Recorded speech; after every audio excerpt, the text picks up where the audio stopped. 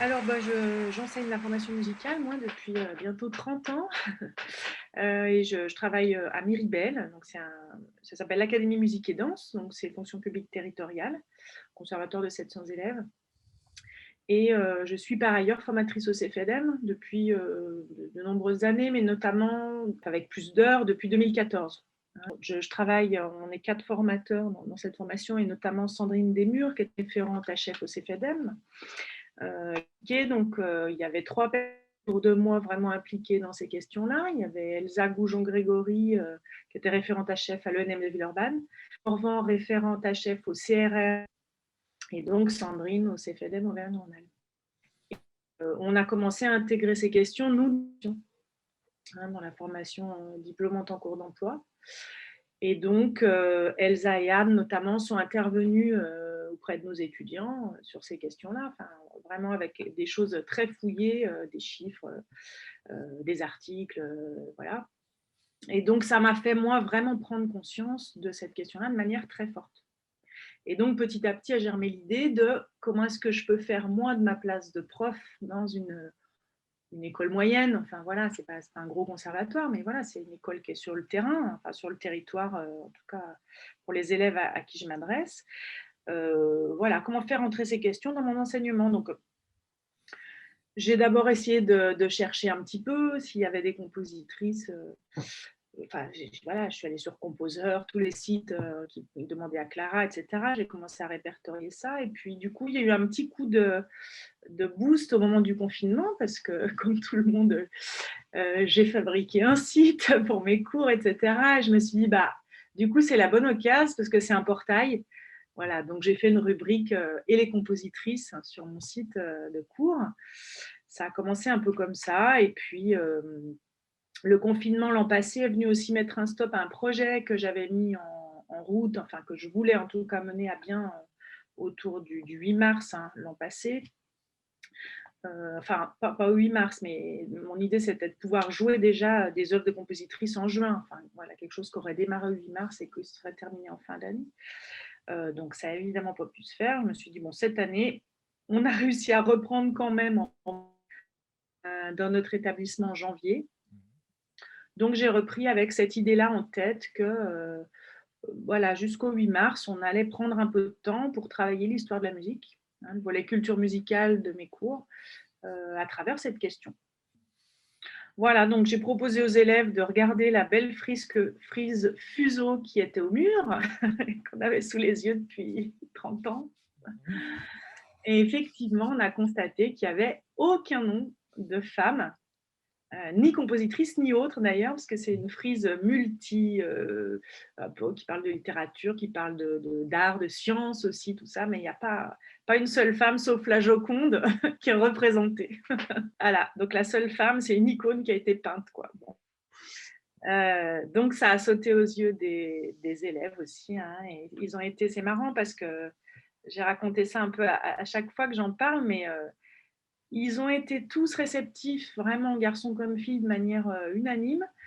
Et surtout, je les ai vus bosser en équipe tout de suite mixte, alors que c'est pas tellement une habitude, quoi. Quand ils vont composer ou créer des choses, bon, c'est pas trop mixte. Et là, ça s'est fait tout seul, j'ai rien dit, quoi. Ça, c'était chouette, c'était une belle surprise. Voilà, donc c'est tout. On a fait des recherches, etc. Et pour l'instant, on n'a pas abouti à autre chose que cette infographie de 12 compositrices, mais qui n'est pas rien. Et pour expliquer un petit peu plus, en fait, finalement, cette visibilité-là, un peu, enfin pas un peu, c'est que j'ai inscrit ce projet dans un projet de la communauté de communes où je travaille. Il y a une personne référente notamment sur le volet cohésion sociale de la communauté de communes, et qui organise les choses au moment du 8 mars tous les ans. Et là, évidemment, ça ne pouvait pas se faire en réel, c'était uniquement à distance. Donc, elle a embarqué la personne qui était à la communication pour fabriquer des infographies, des reportages. Et elle a fédéré en fait ce qui se passait dans plusieurs associations du territoire.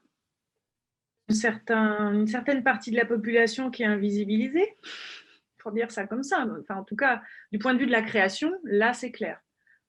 Voilà, après, du point de vue des métiers, du point de vue des salaires, du point de vue voilà, de la carrière, du déroulement de carrière. Et c'est vrai dans tous les domaines. Donc maintenant, on le sait, on a les chiffres, ça se voit. Donc, ça dit, je ne sais pas, au minimum, ça dit qu'on est dans une société sexiste, pour dire ça comme ça. Voilà, et qu'on n'est pas égaux. Qu'on n'est pas égaux. On a fait il y a quelques mois une vidéo sur la question des violences éducatives et des violences sexuelles dans les conservatoires.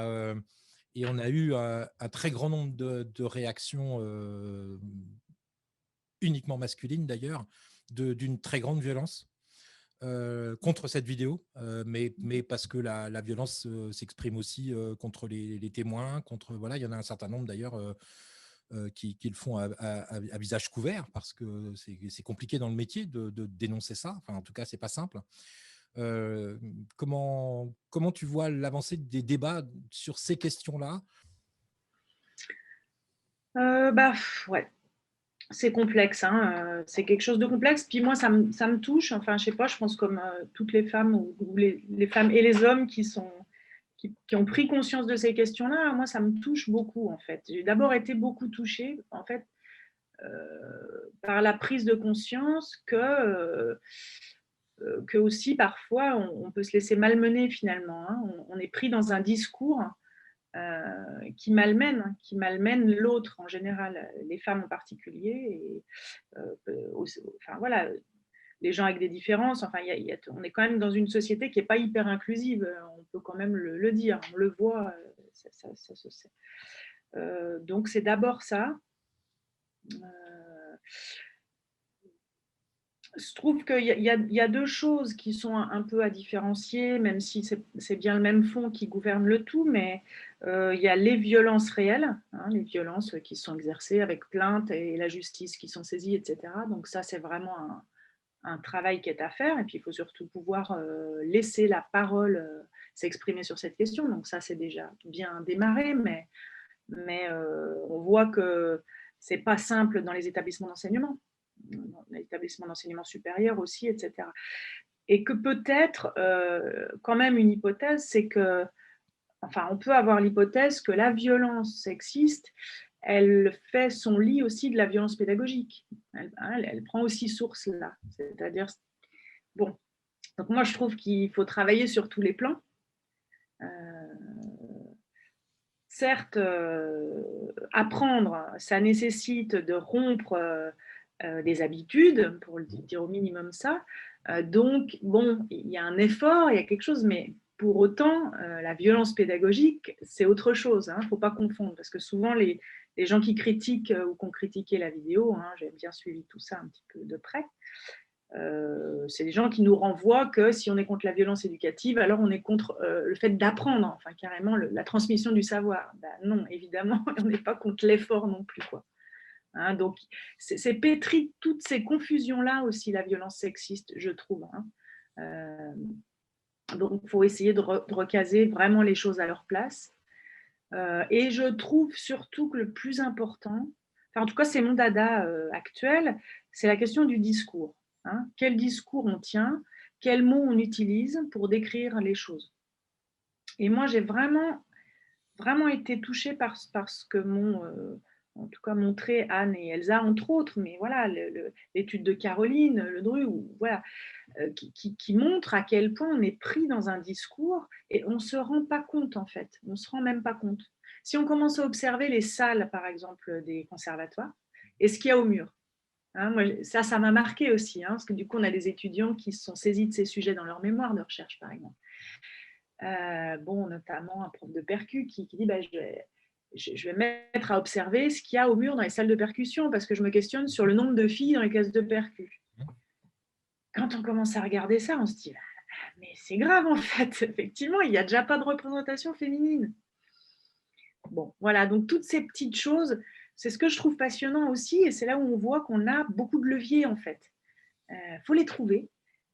Voilà, donc moi, la frise avec mes élèves, c'en était une. On est parti de quelque chose qui était dans la salle, une représentation qui était dans la salle.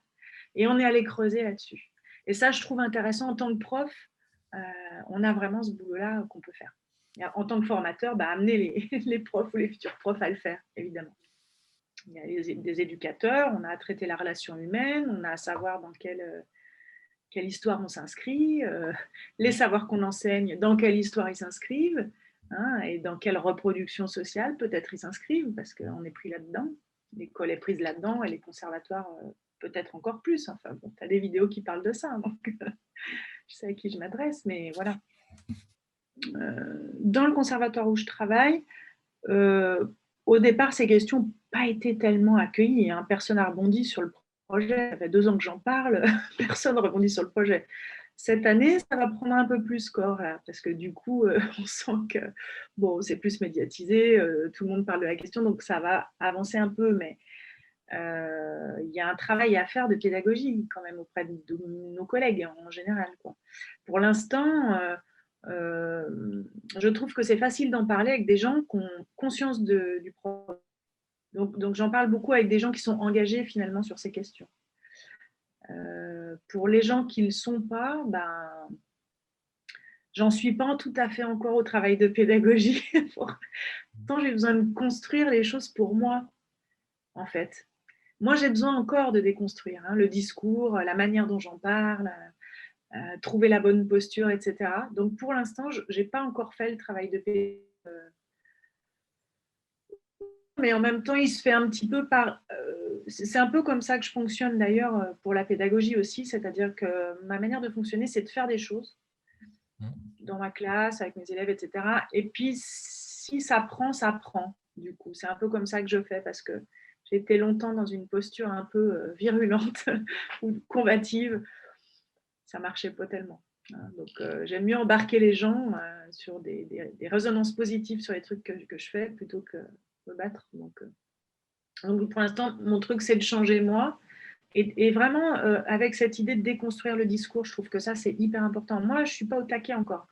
Je me laisse prendre encore dans des discours qui ne sont pas du côté de l'égalité, qui ne laissent pas tellement place aux femmes, etc. Et puis sur des moqueries, il y a toutes ces en réunion qui prend la parole, combien de temps est-ce qu'on laisse autant de temps de parole. Non, il y a un boulot en fait de terrain à faire. Mais moi, c'est ça que j'aime bien, mon boulot en général.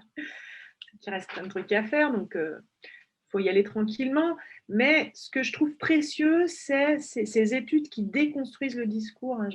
Ça fait 15 fois que je dis ça, mais parce qu'on utilise des expressions, on utilise des blagues, des postures d'ironie et tout ça, et on n'a pas conscience en fait de ce que ça trimballe comme modèle.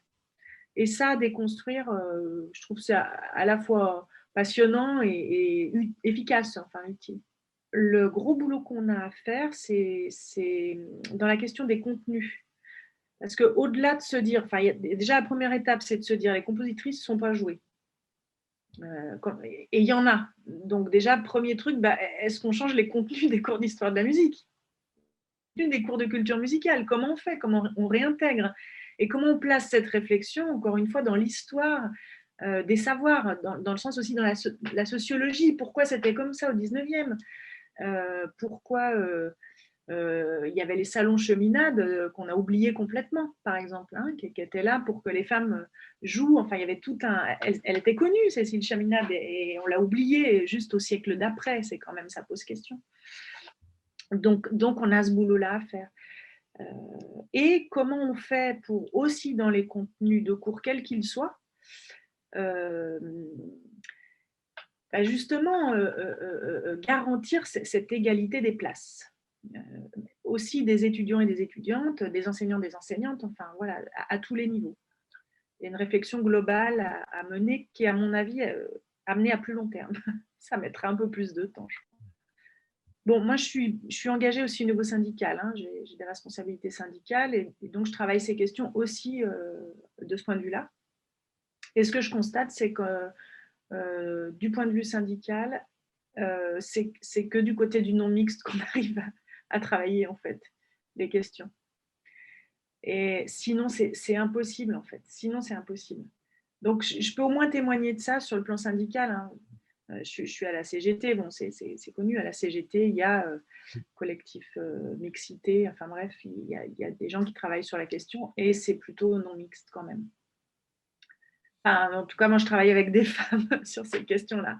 Et j'ai besoin d'avoir appeler ça groupe de parole ou groupe de discussion féminin, effectivement, pour faire avancer les choses. Et ça me pose question. Ça me pose question quand même, hein, c'est vrai. Mais je constate que pour l'instant, c'est comme ça qu'on peut, en tout cas, moi, je peux construire autre chose, faire un pas de côté par rapport à ce discours sexiste dans lequel j'ai grandi. Enfin, je veux dire, moi, j'ai grandi là-dedans depuis toujours, donc c'est pas simple d'en sortir, quoi. On va produire juste cette infographie de 12 compositrices. J'irai pas au-delà de ça, parce qu'après, c'est un autre travail, du coup, qui est à faire, qui est beaucoup plus fouillé et tout ça. Mais déjà, sur ces 12 portraits, 2 par époque, avec 6 époques identifiées, pour qu'elles puissent faire une affiche à 3, qui puisse être mise dans les conservatoires, et avec le logo de la collectivité d'où je viens. Du coup, voilà, il y a un côté assez chouette, parce que ça montre aussi à quoi sert le service public pour moi, et j'y suis attachée.